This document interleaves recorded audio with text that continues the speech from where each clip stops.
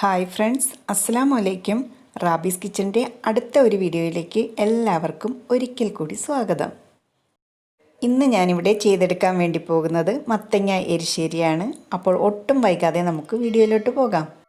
അതിനായി ഒരു കുക്കറിലേക്ക് ഞാൻ അരക്കപ്പ് അളവിൽ വൻപയർ ചേർത്ത് കൊടുക്കുകയാണ്. ഇത് പെട്ടെന്നൊന്ന് വെന്ത് കിട്ടാൻ വേണ്ടിയിട്ട് ഞാൻ 1 മണിക്കൂർ സമയം വെള്ളത്തിൽ കുതിർത്ത് വെച്ചിട്ടുണ്ടായിരുന്നു. ഇനി ഇതിലേക്ക് വേവാൻ ആവശ്യമായിട്ടുള്ള വെള്ളം കൂടി ചേർത്ത് കൊടുക്കാം. ഇത് മൂടി വെച്ചിട്ട് ഒരു 3 വിസിൽ കേൾക്കുമ്പോഴേക്കും നമ്മുടെ വൻപയർ വെന്ത് കിട്ടും. ഈ പയറൊക്കെ വെന്ത് വരുന്ന സമയം കൊണ്ട് നമുക്കൊരു ചീനച്ചട്ടി അടുപ്പിലേക്ക് വെച്ചതിന് ശേഷം അതിലേക്ക് 1 ടേബിൾ സ്പൂൺ വെളിച്ചെണ്ണ ഒഴിച്ചു കൊടുത്തിട്ട് 1.5 കപ്പ് അളവിൽ ചിരകിയ തേങ്ങ ചേർത്ത് കൊടുത്തിട്ട് നമുക്കൊന്ന് വറുത്തെടുക്കാം. അപ്പോൾ എരിശ്ശേരി വെക്കുമ്പോഴൊക്കെ നമ്മൾ മസ്റ്റായിട്ടും ഈ തേങ്ങ വറുത്ത് അതിൽ ചേർത്തിരിക്കണം.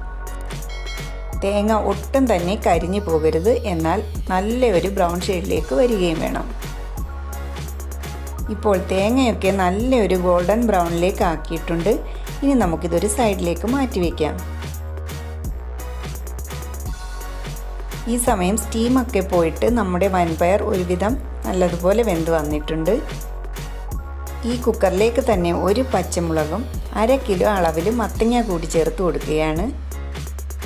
പയർ വേവിച്ചതിൻ്റെ വെള്ളം ഇതിലേക്ക് ഉള്ളതുകൊണ്ട് ഞാനിതിലേക്ക് ഇനി വെള്ളമൊന്നും ചേർത്ത് കൊടുക്കുന്നില്ല. ഇതിലേക്ക് അല്പം ഉപ്പ് കൂടി ചേർത്തിട്ട് അടച്ചു വെച്ചിട്ട് 1 വിസിൽ കേൾപ്പിച്ചിട്ട് ഫ്ലെയിം ഓഫ് ചെയ്ത് വെക്കണം.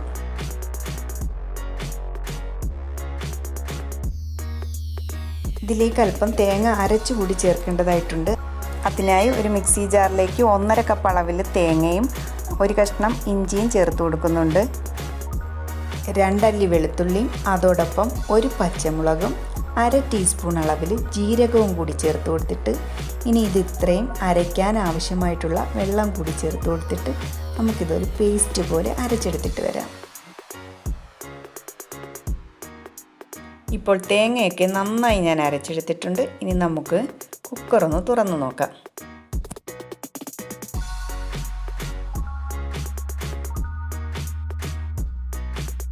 മത്തങ്ങയും പയറുമൊക്കെ കറക്റ്റായിട്ട് തന്നെ വെന്ത് വന്നിട്ടുണ്ട്. ഇനി ഞാനിത് മറ്റൊരു പാനിലേക്ക് ഒഴിച്ചു കൊടുക്കുകയാണ്.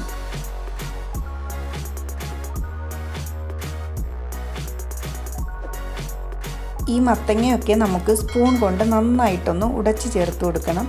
നല്ലതുപോലെ വെന്തതുകൊണ്ട് തന്നെ ജസ്റ്റ് ഒന്ന് അമർത്തിയാൽ തന്നെ നന്നായിട്ട് ഉടഞ്ഞു കിട്ടിക്കോളും.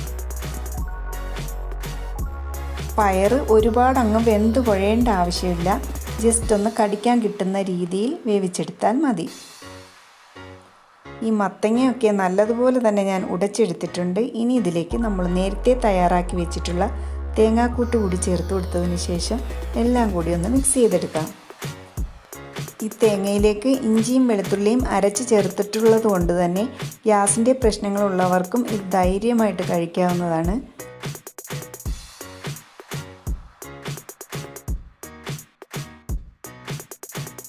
തേങ്ങയുടെ പച്ചമണം മാറുന്നത് വരെ ഒന്ന് ഇളക്കി കൊടുത്തതിന് ശേഷം അല്പം കറിവേപ്പില കൂടി ചേർത്ത് കൊടുക്കാം. ഇത്രയുമായി കഴിഞ്ഞാൽ പിന്നെ നമുക്കിതിലേക്ക് നേരത്തെ വറുത്തെടുത്ത് വെച്ചിട്ടുള്ള തേങ്ങ കൂടി ചേർത്ത് കൊടുത്തിട്ട് ഇത് മൊത്തത്തിലൊന്ന് മിക്സ് ചെയ്തെടുക്കണം.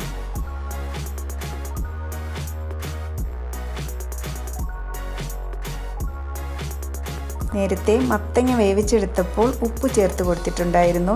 നോക്കിയതിന് ശേഷം ആവശ്യമുണ്ടെങ്കിൽ അല്പം ഉപ്പ് കൂടി ചേർത്ത് കൊടുത്തിട്ട് മൊത്തത്തിലൊന്ന് യോജിപ്പിച്ചെടുക്കണം. നമ്മുടെ മത്തങ്ങ എരിശ്ശേരി റെഡിയായി. ഇനി നമുക്ക് ഈ ഫ്ലെയിം ഓഫ് ചെയ്തതിന് ശേഷം ഇതിലേക്ക് അല്പം കടുക് പൊട്ടിച്ച് ഒഴിച്ചു കൊടുക്കണം.